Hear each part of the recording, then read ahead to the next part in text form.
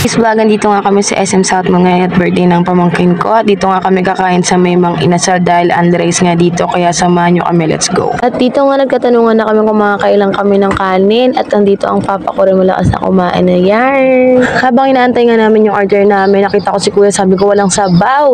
At ito nga yung dumating na ang order namin. At pinakamaraming kanin siguro sa akin at sumunod sa papa ko. Ayan, at kanya-kanya na kami, galit-galitan muna kami ngayon, kakain na kami, let's go. Tatanungin ko yung kapatid mo kung i-rate niya yung halo-halo dito sa mga inasal. Kung ilan yung i-rate niya.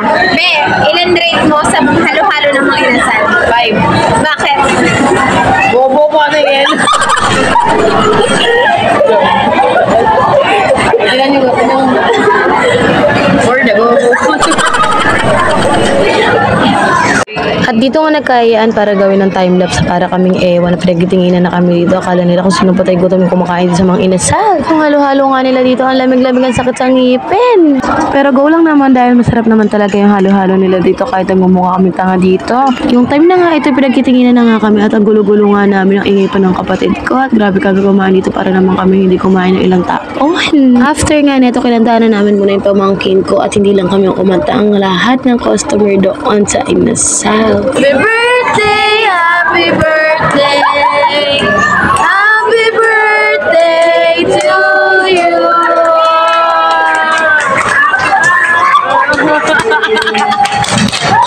Birthday to you. Hey, hey, happy birthday, happy birthday, happy birthday to you.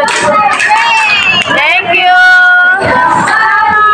After nga namin kumain sa Mang Inasal, pumunta kami kagad ng Tom's World para makakuha kami ng stuffed toys. At matagal na kami hindi nakakakuha nito. Simula nung bata pa kami, gusto na namin makakuha nito. Pero never pa kami nakakuha nito. Kaya kung sumubok dito yung kapatid ko, tingnan nyo kung anong mangyari sa kanya.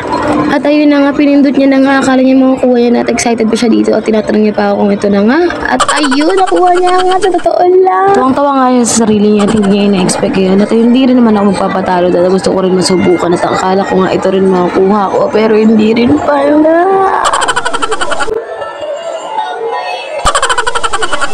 Galit-galitan na nga ako dito at hindi ko na naman siya nakuha. Sarap-sarapan ng tatay. Yung mga oras na nga ito, pauwi na nga kami nito at sabi ko kumaway sila sa vlogs ko para makita ng mga kaibigan nila at makasubscribe sa YouTube channel ko. Ba na nga kami ng escalator nito at sabi ko nga sa kanila tumingin sila sa vlogs ko at kumaway-kaway naman sila at para naman makita ng mga iba nilang kakilala. At dito na nga sa time na ito, pagkitingin na nga ako at akala naman nila ako'y sikat na sikat natin, hindi nila alam pa usbong pa lang ito.